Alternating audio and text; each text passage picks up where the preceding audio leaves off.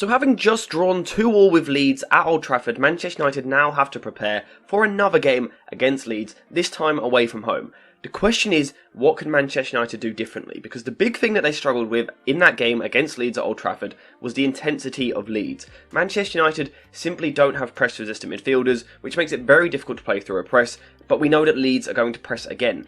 So the question is, how do you play through a press with no press-resistant midfielders? You get the striker to do it instead. Sounds weird, huh? Well, let's dive into it. So before we actually get into the nitty gritty breakdown of the tactics, I just quickly wanted to take this chance to talk to you guys about the OneFootball app, because they have kindly sponsored today's video, which gives me the opportunity to talk about the best attributes on the app. For me, the best things they have to offer are the league tables, the team news, player statistics, upcoming fixtures for the rest of the season, all really useful stuff, and then of course the Serie A coverage, including a match which you can watch live on the app for free every single week. This week is Lazio against Atalanta, which is another big clash towards the top of Serie A. If you guys are interested, make sure to check it out either by downloading, using the link in the description down below, or by scanning the QR code which should be on screen here somewhere. Make sure to check out the OneFootball app today. So before we actually get started, I want to say that this preview is going to be slightly different to the last one. The last one, we didn't know exactly what Leeds were going to do, so we were predicting a bit more. However, Leeds did do literally everything that I said that they were going to do in that video, so I mean, you guys should probably subscribe for that alone, realistically, right? I mean, come on, that's pretty impressive. If we could hit 12k by the end of the month, that would be even more impressive. So please do subscribe to the channel, because I'm going to keep bringing this content. And today we are going to figure out how Manchester United can overcome the problems. And like I said, for me, you skip the midfield and you play to the striker. So let's take a look at it. So, the problem that Manchester United had in that first game was, like I said, Leeds are going to press you and Manchester United don't have the midfielder to play through that. So what Leeds like to do is they defend very, very narrow. It's either a narrow 4-2-3-1 press like this, or it can be almost a 4-2-2 at times. Let's say Harrison will step up from midfield and press the player on the ball, whilst Bamford drops in on Sabitzer. This is what we saw in the game the other night. If the ball goes across to Varane, Bamford will then come across and Harrison drops in. Or the function could be the other way around, but it's the same idea. Now for me, that dynamic isn't actually a problem. The problem that Manchester United had in that game was that Dalot was playing in defence, and from right back he was coming too narrow, which meant that Gnonto could then come narrow, and then you've got a 3 versus 3 situation, and when you've got 3 forwards, it's easier to shadow press Sabitzer behind you, because you are covering an extra angle by having the extra player. So what Manchester United need to do is play the fullback, whether it be Dalot or Wan-Bissaka, who would be my preference for this game, although we're not sure if he's fit, but either way it's the same principle. Play them wider, and do the same with Luke Shaw on the other side, get him nice and wide. Because then it is more difficult, because now Leeds have lost a forward, which means it's more difficult to, again, press the ball, but also shadow press Sabitzer behind you, which means you do now have to do this rotation press, rather than constantly pressing. And a rotation press where you're going 1-1-1-1 like that is more difficult to sustain. As well as giving the fullbacks a wider starting position from the start of the game, Manchester United also need to restructure the midfield. So in that last game, Fred was often playing on the right hand side, pushing super high. We know that Bruno Fernandes does the same. In this game, United need to restructure to more of a 4-3-3, and then, of course, to kind of be the final piece of the puzzle, we need to see Weghorst coming deeper into the midfield, you know, alluding back to this. So, again, we will come on to that shortly. From here, what United also need is Jadon Sancho on the right wing. So, importantly, Marcus Rashford, Manchester United's best player this season, can be in his best position.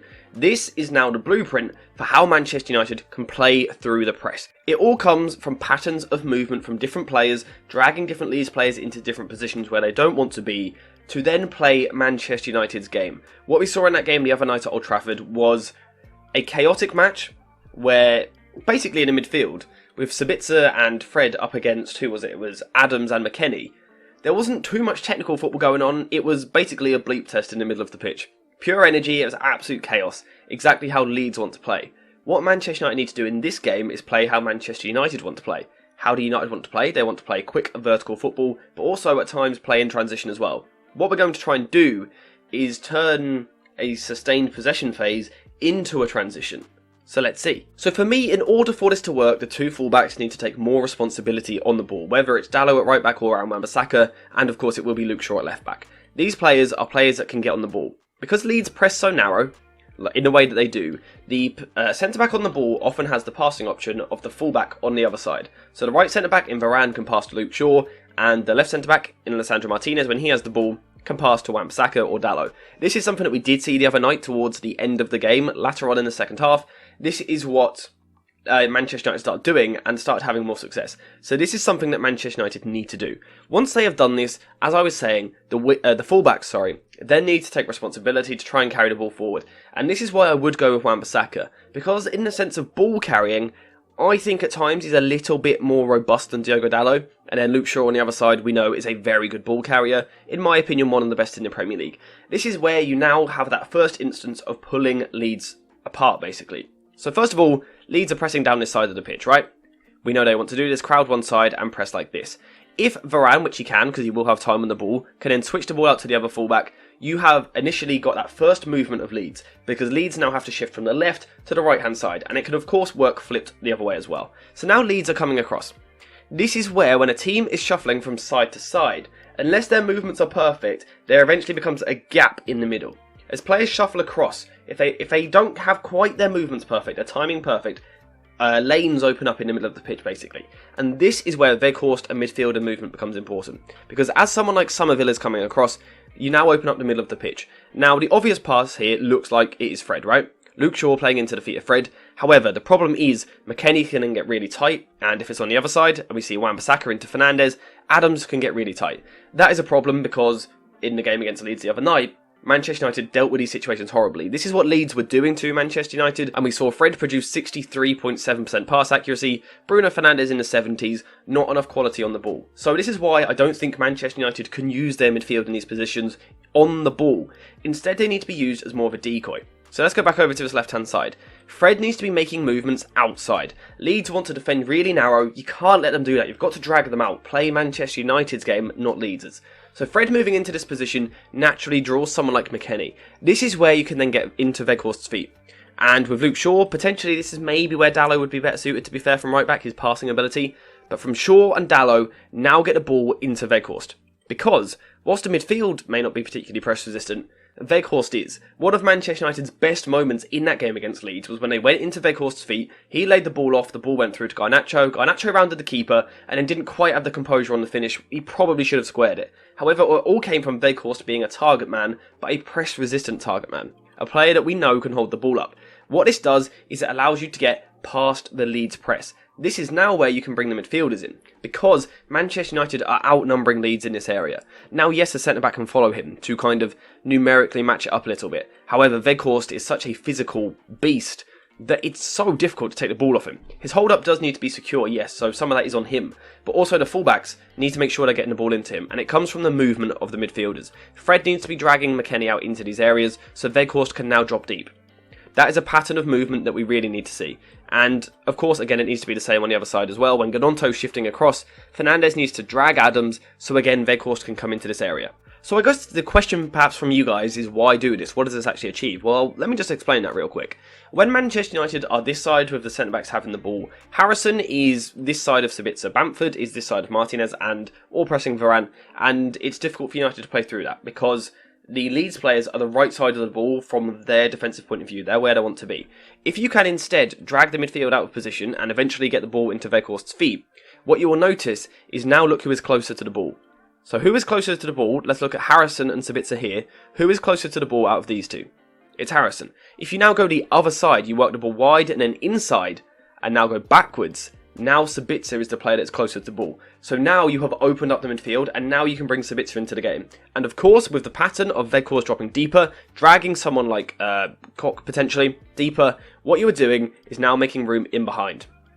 Sabitzer, a player who is now under a bit less pressure, got a bit more time on the ball, which we know suits him a lot more, and of course he has a brilliant long passing range.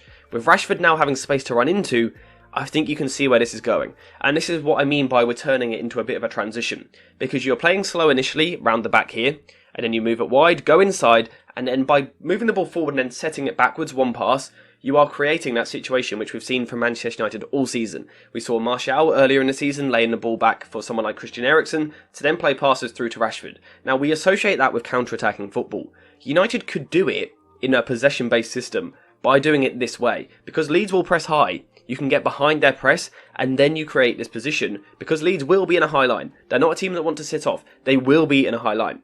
Now, I'm not going to sit here and tell you this is definitely going to lead to a goal or even a big chance. It may not. But what it does do is it now puts Leeds on the back foot. Because suddenly players like Harrison are the wrong side of the ball, which means that Leeds inevitably have to drop just a couple of yards. They have to. They don't have a choice. You can't have Sabitzer, Fred, Bruno Fernandes and Weghorst as a four outnumbering you in the middle of the park, particularly with Harrison caught higher from where he was trying to press.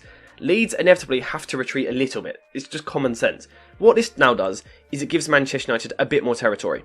Leeds are now going to drop back slightly deeper into their shape because suddenly they're getting caught with Harrison the wrong side of the ball. Suddenly they're going to start dropping a little bit deeper. What this then does is it gives Manchester United more time on the ball. So yes, that little pattern that we were just talking about could genuinely lead directly to chances. It absolutely could because they have the ability, the players to do that. But also more importantly, in terms of the general flow of the game, it just forces Leeds to that little bit deeper. And then Manchester United can have time on the ball, and then again that's where Manchester United can play their own game a little bit more. Build possession in potentially something like a 2-3-5 shape. With Leeds now playing deeper, we know that Manchester United these days, unlike in previous seasons, these days they do have the tools to break down a low block. They do have the balance to do so. With Sancho and Rashford on the wings, you have that creativity, but also with Dalot and Shaw getting forward to support them, Manchester United can now start using wide combinations. And again, if Weghorst is willing to drop deep and link up at times, Manchester United could again create this overload in the midfield. This 4 versus 3.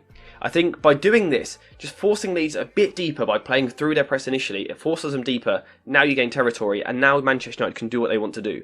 Again, I think the fullbacks need to take on responsibility, dribbling with the ball, because I think Gnonto and if it is Somerville on the right hand side, they're not very good defensively. They don't want to track their man. Leeds aren't good defensively as a team. It might sound a bit harsh, but they're just not.